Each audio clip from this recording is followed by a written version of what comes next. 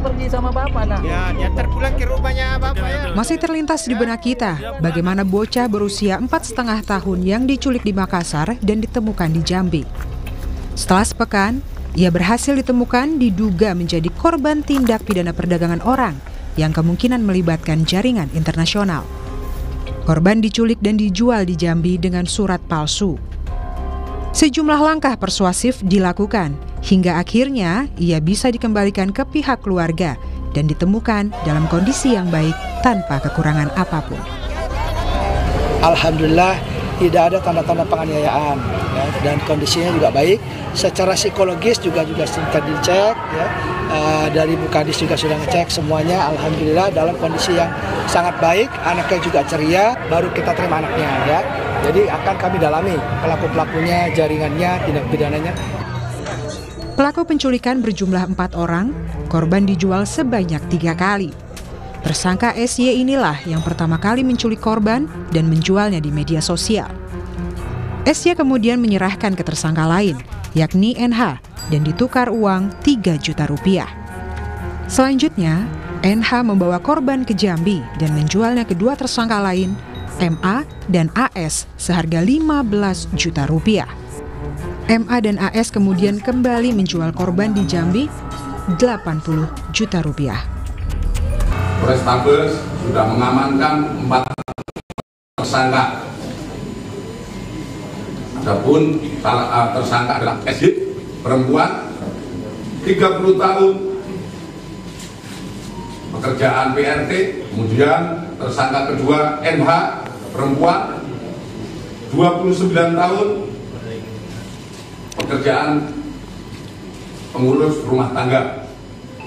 Kemudian yang ketiga MA, perempuan, 42 tahun, pekerjaan PRT. Kemudian AS, laki-laki, 36 tahun, karyawan honorer, Kecamatan Bangko Maringin, Provinsi Jambi. Sebelumnya, korban dinyatakan hilang pada 2 November lalu saat menemani sang ayah berolahraga di Taman Pakui Sayang, Makassar, Sulawesi Selatan. Dalam rekaman CCTV, korban dibawa secara tergesa-gesa oleh orang tak dikenal.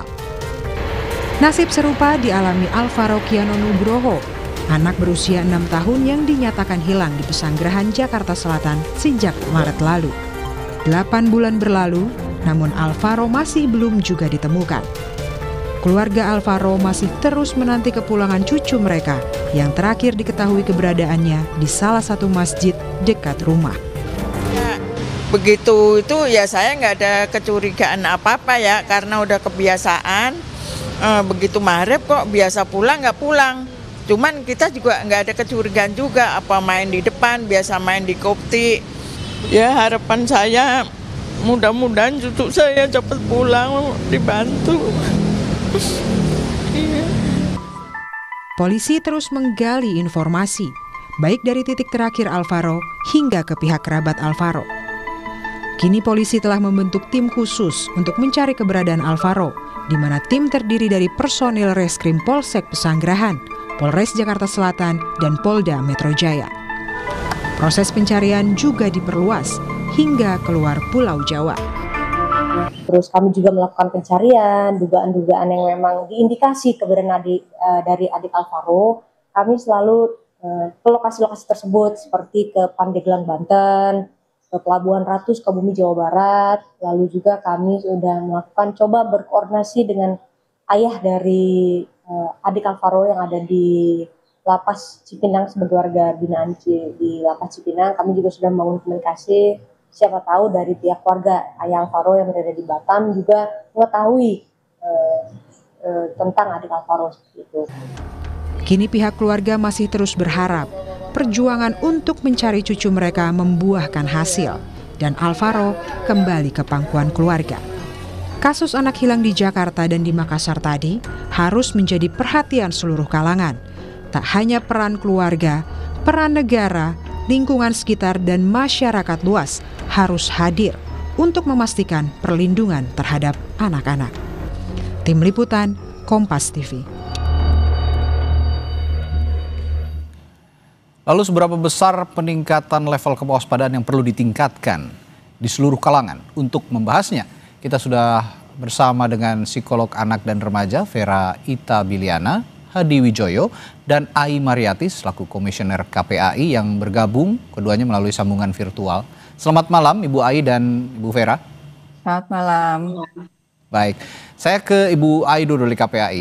Bu, sejauh mana catatan anak hilang hingga berujung penculikan yang dikantongi oleh KPAI dan bagaimana trennya? Dan apakah juga ada pola kecenderungan lebih marak di Pulau Jawa misalnya atau Sumatera atau bagaimana?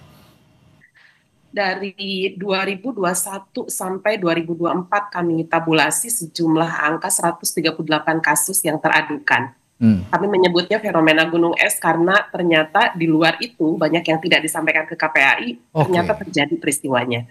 Ya, seperti Bilqis ini kan tidak teradukan ke kami tapi jadi atensi publik sehingga kami tingkatkan pada koordinasi dan sinergi.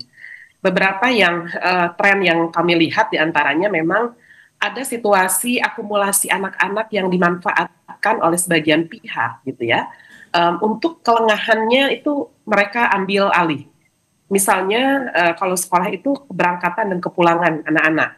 Nah di situ beberapa modelnya itu menggunakan baju ojol, lalu mengatasnamakan keluarga dan dibawa pergi, gitu ya. Itu satu. Yang kedua, memang ada grooming, ya, misalnya dengan keluarganya, seperti Ananda Malika tahun lalu, ya, dia seolah-olah dekat gitu ya dan menjadi tempat aman bagi anak, tapi ternyata dibawa pergi dan terjadi penculikannya.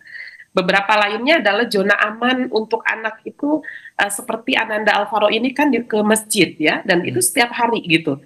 Kok bisa terjadi tidak kembali? Kemudian kalau melihat dari Bilqis ini juga di tempat ruang aman anak ya, taman bermain, dan itu ada orang tuanya. Jadi sesungguhnya kami bisa melihat ya ada salah satu indikasi yang paling kuat di situ, ternyata mereka tahu di mana anak-anak berada.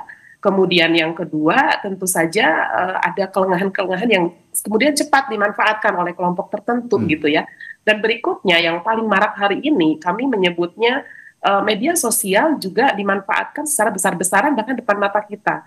Ya, kalau misalnya polisi mau melakukan patroli siber ini nggak menunggu lama ya. Kalau kita mau baik di medsos apapun, praktek penjualan bayi, perdagangan anak melalui media sosial baik untuk adopsi maupun kebutuhan lainnya.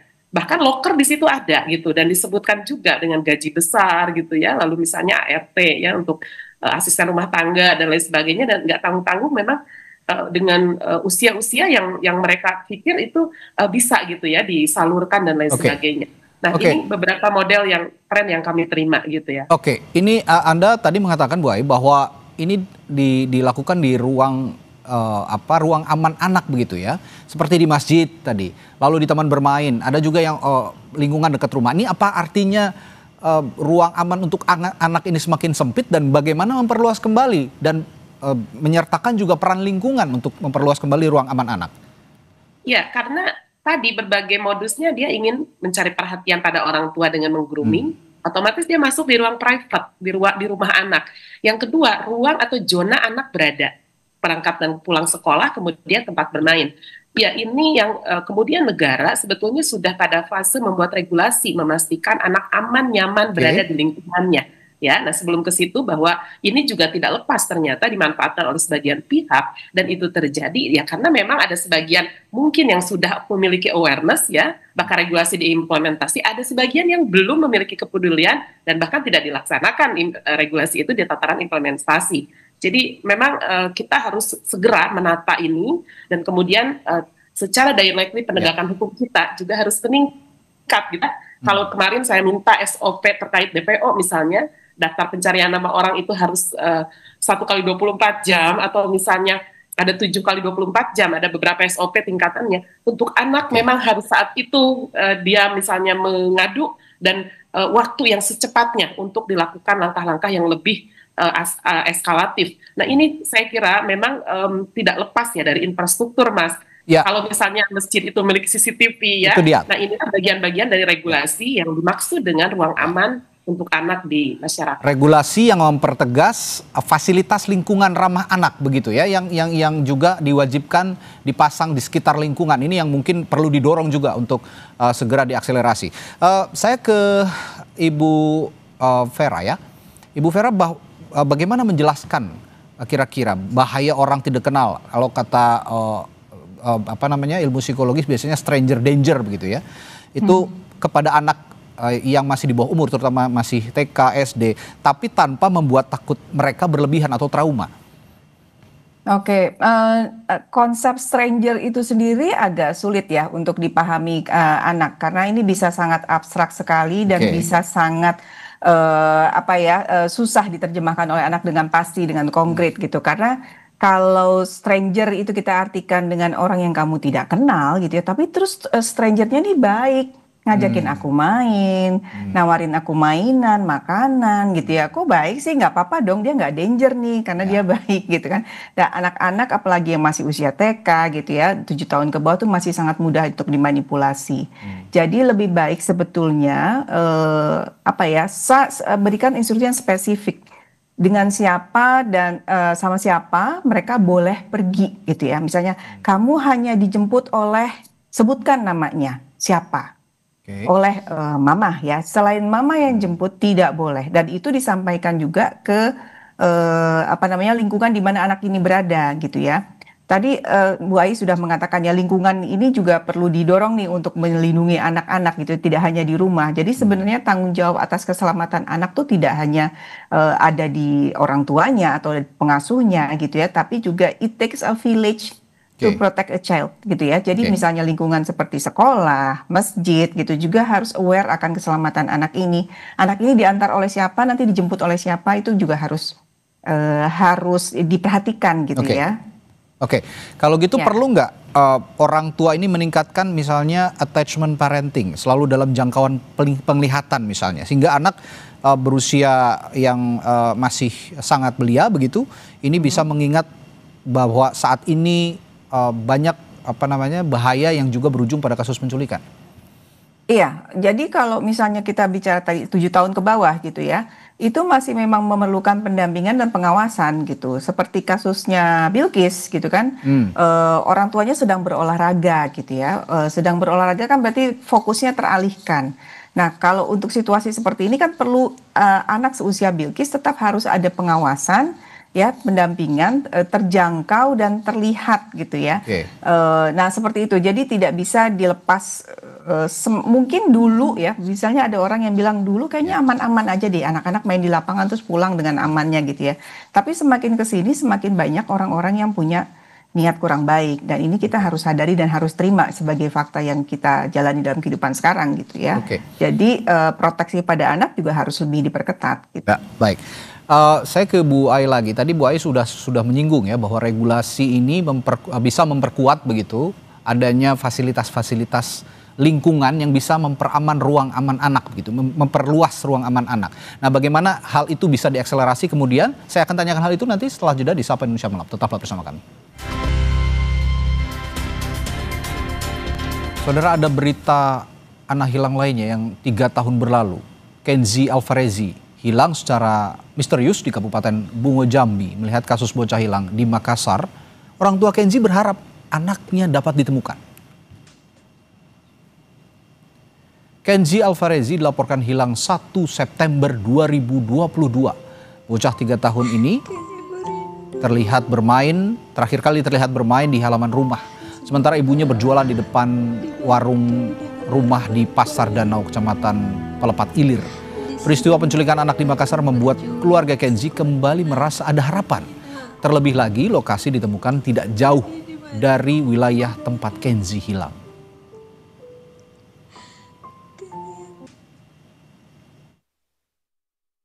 Dan dengan adanya kasus penculikan anak di Makassar dan berhasil ditemukan di daerah kami, Merangin Jambi, yang mana Merangin itu tidak jauh dari daerah kami. Ini kami seperti menemukan harapan baru, semangat baru untuk bisa menemukan anak kami Kenzi. Menindaklanjuti hal tersebut, pagi ini kami dari Satreskrim Polres Bungo, khususnya tim Gunjo, telah berangkat ke Polres Merangin, berkoordinasi dengan Opsnal sana, dan mengajak juga melibatkan dari Dinas Sosial, Temenggung di sana, untuk bertemu dengan keluarga tersebut. Kami masih menunggu hasil dari pertemuan tersebut. Kami lanjutkan perbincangan bersama psikolog anak dan remaja Vera Itibiliana, Hadi Wijoyo, dan Ai Mariati selaku komisioner KPAI. Tadi saya ke Bu Ai sempat singgung, tadi Bu Ai juga sempat menyinggung soal regulasi yang bisa memperkuat fasilitas keamanan lingkungan, begitu ya, termasuk ruang ramah anak lingkungan yang bisa diperbesar. Kira-kira apakah ini bisa secepatnya diakselerasi? Sekarang sudah menjadi Perpres ya, Kota Kabupaten Layak Anak 25/2021. Dulu mungkin masih Permen PPA, jadi masih agak sektoral. Itu ada di 2 klaster, lingkungan, keluarga, dan pengasuhan alternatif. Bentuknya adalah bagaimana lingkungan memastikan ramah anak. Seperti tadi ya, lingkungan itu ada arah mau ke tempat bermain anak, mau arah ke masjid, misalnya di rumahnya, di lingkungannya. Dan yang kedua adalah klaster pendidikan, disebut dengan zona nyaman anak dalam pendidikan. Seperti tadi anak pulang sekolah, bisa ketemu dengan seragam ojol lalu dibawa manapun, itu kan sesuatu yang masih masih permisif ya, agak longgar gitu. Sementara tidak semua sekolah punya CCTV, infrastruktur juga belum memadai dan lain sebagainya. Tetapi kalau kaitan keamanan dan keselamatan, saya kira inilah yang sedang kita ekskalasi menjadi implementasi yang awalnya permen menjadi Perpres, maka pemerintah daerah ya, terutama leading sektor, baik itu berada di Kemendikdasmen dan di Dinas Pendidikan terutama, lalu keluarga dan pengasuhan itu ada di Kemen PPA gitu, dan ada di Kementerian Pengembangan Keluarga dan lain sebagainya. Nah, ini masuk menjadi alat kita semua untuk berikhtiar lebih tinggi lagi yang diimplementasikan di masyarakat, terutama berbasis kota kabupaten gitu, dan bahkan kecamatan dan desa. Saya kira ini memang harus betul-betul kita breakdown bersama bagaimana implementasinya, sehingga tidak lagi berkelas ya, mungkin yang memiliki infrastruktur dia terlihat lebih terjamin keselamatannya, sementara yang tidak memiliki infrastruktur ya jadinya masih kelihatan longgar. Nah, inilah perannya pemerintah, kemudian dunia usaha, saya kira masyarakat, termasuk wali murid ya di sini, untuk sama-sama berjuang untuk bisa mengimplementasi itu, karena memang Perpresnya sudah ada gitu, tinggal dijalankan. Ya, ada dan tidak ada infrastruktur, sebenarnya ruang ramah anak itu harus tetap terjaga. Nah, bicara soal itu, saya sempat membaca ada usulan begitu ya, safe body system. Ini anak berpasangan saat beraktivitas di luar rumah. Kan anak-anak juga sempat bermain begitu ya di lingkungannya, baik itu di sekolah maupun di rumah. Nah, kira-kira KPAI bisa nggak mengimplementasikan hal ini? Misalnya ada usulan safe body system di tingkat RT RW misalnya. Ya, termasuk dalamnya kan sebetulnya protokol keselamatan, safeguarding ya buat children itu tuh sudah diimplementasi baik di level global, regional, dan bahkan kita nasional.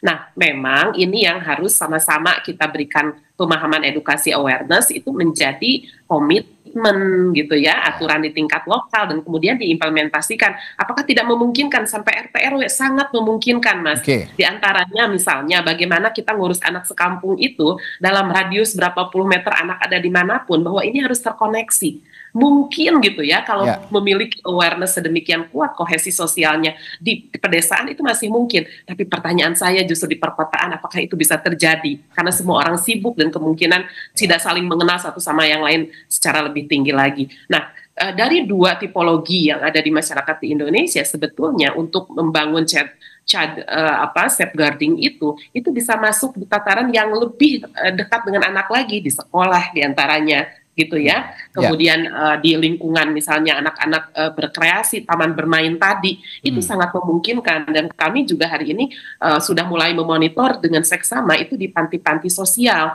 di panti asuhan lah kita mengenalnya ya. Karena beberapa kan kita temukan juga ternyata ada masalah, justru pelaku misalnya ataupun yang melakukan kekerasannya adalah orang-orang di internalnya. Nah, ini sekali lagi Mas, memang kota kabupaten layak anak itu menyentuh sampai dekela, desa, kelurahan. Nah, sehingga saya kira memang yang paling utama adalah sumber daya manusia, kemudian para pemangku kepentingan itu harus sudah membreakdown pada level yang lebih operasional. Sehingga bukan mungkin dan tidak mungkin, memang ini hak anak-anak kita untuk menerima itu gitu.